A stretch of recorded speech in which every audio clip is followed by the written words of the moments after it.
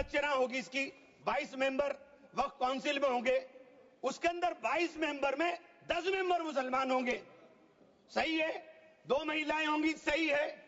लेकिन 12 मेंबर उसके अंदर नॉन मुस्लिम हो जाएंगे। काशी विश्वनाथ ट्रस्ट है उत्तर प्रदेश के अंदर, उसका अध्यक्ष पदेन अध्यक्ष जिलाधिकारी होता है, लेकिन उसमें एक क्लॉज लिखा है कि अगर किसी समय कोई जिलाधिकारी मुसलमान होगा तो उससे नीचे का या उससे ऊपर का अधिकारी उसका पदेन चेयरमैन होगा। जब 10 साल में नहीं कर सके तो 6 महीने में कैसे करेंगे?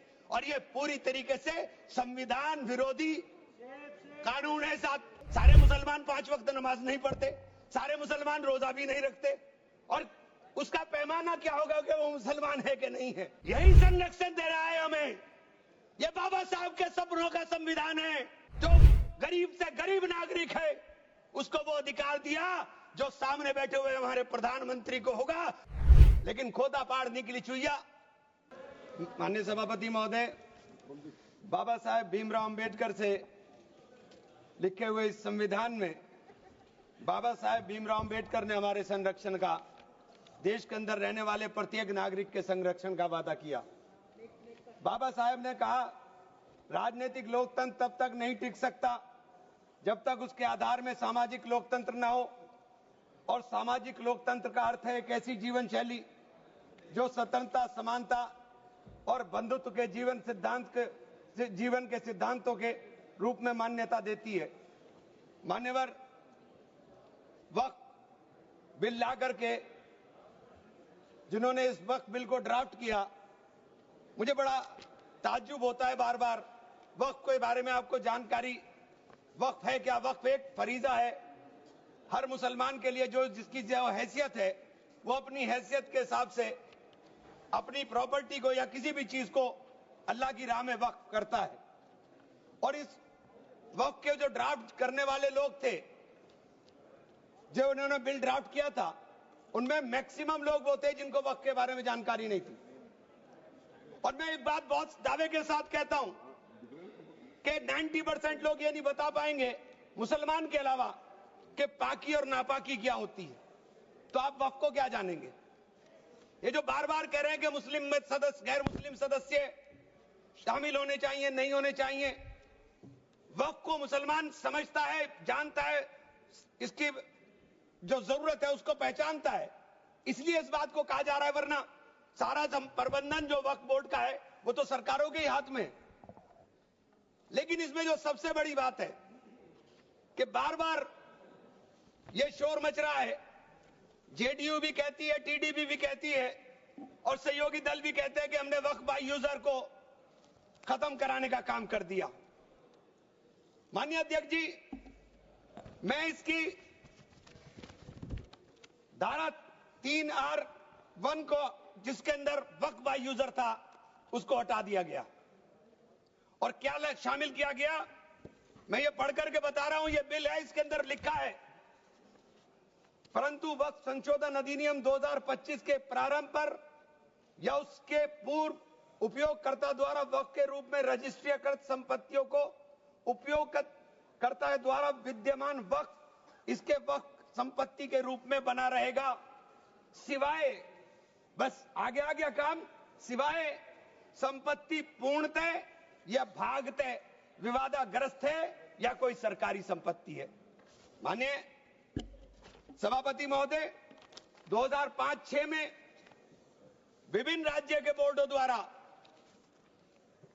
सच्चर कमेटी के समक्ष ये कहा गया, दिल्ली में 316, राजस्थान में 60, कर्नाटक में 42, मध्य प्रदेश में 53, उत्तर प्रदेश में 60, उड़ीसा में 53 ऐसी प्रॉपर्टी हैं जिनके ऊपर सरकार के कब्जा किया हुआ है। इसके बाद जब ये लागू हो जाएगा तो इसके ऊपर से वक्फ का अधिकार खत्म हो जाएगा। दूसरी चीज मैं कहना चाह रहा था, जब आपने सिवाय संपूर्ण और पूर्णतः लिखा और या भागतः लिखा, तो आपने पूरी तैयारी कर करके लिखा। उत्तर प्रदेश इसका सबसे बड़ा उदाहरण है।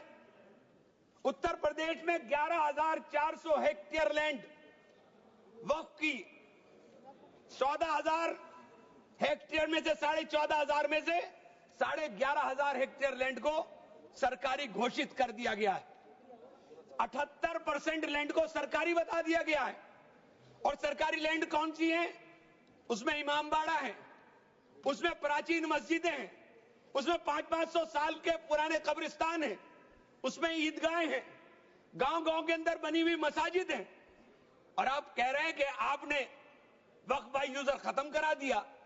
ये इतना बड़ा हथियार दे दिया कि आप जाइए, लड़ते रहिए। इसके साथ ही इन्होंने कहा कि साहब अब जब कोई विवाद पैदा होगा तो उस विवाद की स्थिति में डेजिग्नेटेड ऑफिसर उसको सुनने का काम करेगा और वो तय करने का काम करेगा कि ये प्रॉपर्टी किसकी है। लेकिन वो तय कब करेगा इसकी कोई समय सीमा नहीं। और जब तक वो तय नहीं करेगा वो प्रॉपर्टी का मालिक सरकार रहने का काम करेगी। तो 11,500 हेक्टेयर लैंड तो उत्तर प्रदेश के अंदर, और कर्नाटक का विवाद सबके सामने है। बड़ा शोर मचा था कर्नाटक में। मैं गया कर्नाटक के अंदर क्या मान्यवर 1,12,000 एकड़ लैंड वक्फ बोर्ड की थी, जिसके अंदर से 71,000 एकड़ लैंड का अलॉटमेंट सरकार ने कर दिया और 19,000 और 20,000 के बीच में वहां के जो दरगाहों के या मुतवल्ली थे उन्होंने अपने परिवारों में बांट लिया।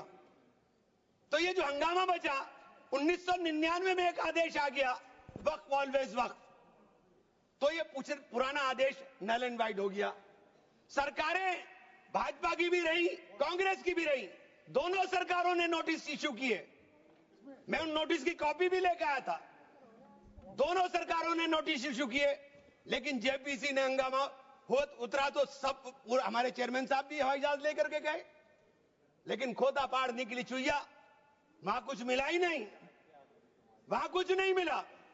इसी तरह से कहना चाहता हूं कि ये जो विवाद वाली स्थिति में आपने डेजिग्नेटेड ऑफिसर का प्रावधान किया, लेकिन उसके सामने ये नहीं लिखा कि ये कब तक तय करेगा। और आप बार बार कहते हैं कि साहब ये जो इसका संरचना होगी, इसकी 22 मेंबर वक्फ काउंसिल में होंगे, उसके अंदर 22 मेंबर में 10 मेंबर मुसलमान होंगे। सही है, 2 महिलाएं होंगी, सही है, लेकिन 12 मेंबर उसके अंदर नॉन मुस्लिम हो जाएंगे। वक्फ बोर्ड के अंदर पूरा का पूरा बहुमत गैर मुस्लिम भाइयों का हो जाएगा।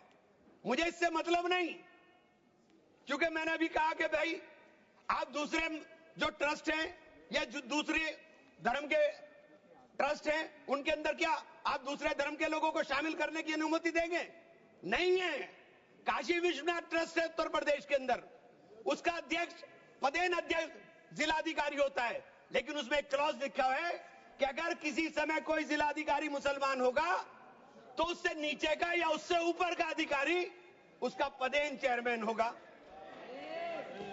आप मुसलमान के ऊपर यह शर्त लागू करते हैं, आप मुसलमान के ऊपर यह शर्त लागू करते हैं कि इसके ऊपर लिमिटेशन एक्ट, विधेयक के खंड 40A की धारा 107 जो वक्फ संपत्तियों की समय सीमा को अधीन करता था, लिमिटेशन एक्ट लागू करता था, आपने हटा करके 108 और 41 में 108 और 108 एक को हटा दिया। 1995 का जो वक्फ अधिनियम है उसकी प्रायज्यता पर रोक लगा दी थी, जिसका अर्थ है कानूनी दावों के समय पाबंदी के बिना आगे बढ़ाया जा सकता है। अब आपने रास्ता खोल दिया वक्फ प्रॉपर्टीज के ऊपर मुकदमों के लिए। जो वक्फ प्रॉपर्टी पर कब्जा बैठ करे हुए लोग हैं, अब वो कब्जा धारक जाकर के एडवर्स पोजेशन का दावा कर सकता है और मालिकाना हक हासिल करने की बात कर सकता है। आपने जो अपराध करने वाले लोग हैं, जो कब्जा करने वाले लोग हैं, वो पहले गैर जमानती हुआ करता था, आपने उसे जमानती कर दिया, आपने उसे अधिकार दे दिया कि तुम कुछ भी करो, तुम्हें जमानत कराने की जरूरत नहीं है। तो आपने तो पूरा का पूरा खुला मैदान उसके सामने खड़ा कर दिया। आपने बार बार कहा कि हम लोग मुसलमानों के हक की बात कर रहे हैं। आप मुझे एक ट्रस्ट बता दिए, कोई दूसरा, कोई एक संस्था बता दीजिए जिसके अंदर जो धार्मिक के नाम पर हो और उसके अंदर लिमिटेशन एक्ट ना हो। हमारे ऊपर से हटा रहे हैं, हमारे ऊपर से हटा रहे हैं, बाकी सबको छूट मिलेगी। और ये छूट भी टेम्परेरी है, क्योंकि आपके कानून के जरिए नजर सब समुदाय के जो जमीनें हैं, जो ट्रस्टों के पास पैसा है, उसके ऊपर लगी हुई है। हमारी जमीन, ये बार बार वामसी पोर्टल का जिक्र हो रहा था। वामसी पोर्टल में प्रॉपर्टी 4,90,000 से एकदम मंत्री जी ने, माननीय मंत्री जी ने कहा 7 लाख कुछ चली गई। तो ये प्रॉपर्टी कोई वक्त नहीं की गई किसी ने। ये जो वामसी पोर्टल के ऊपर दर्ज हुई संपत्ति, कब्रिस्तान के अंदर वसूगा, एक प्रॉपर्टी वसूगा, एक प्रॉपर्टी मस्जिद, एक प्रॉपर्टी में कबर, एक ही प्रॉपर्टी की 3-3, 4-4 बना दी।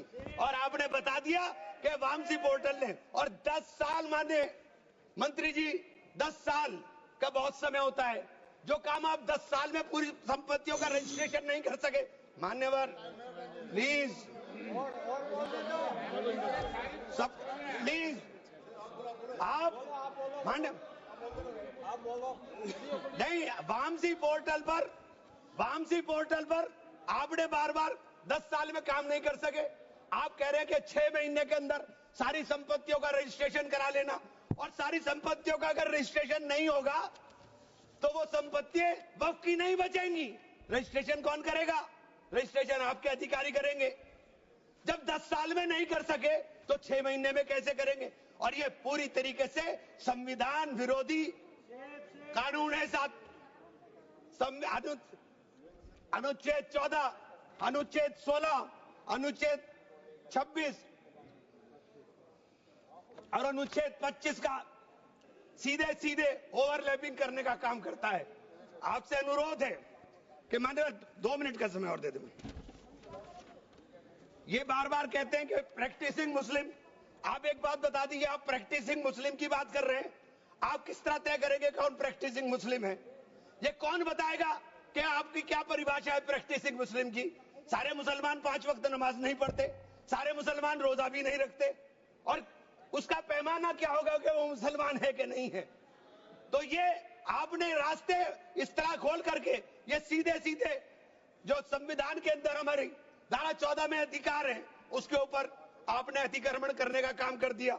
मैं आप लोग एक माननीय चेन्नप्पा रेड्डी के एक कथन को जरूर कहना चाहूंगा। हमारी परंपरा हमें सहिष्णुता सिखाती है, हमारा संविधान, ये संविधान हमें सहिष्णुता का अभ्यास कराता है। हमें इसे कमजोर नहीं करना चाहिए, यही संरक्षण दे रहा है हमें।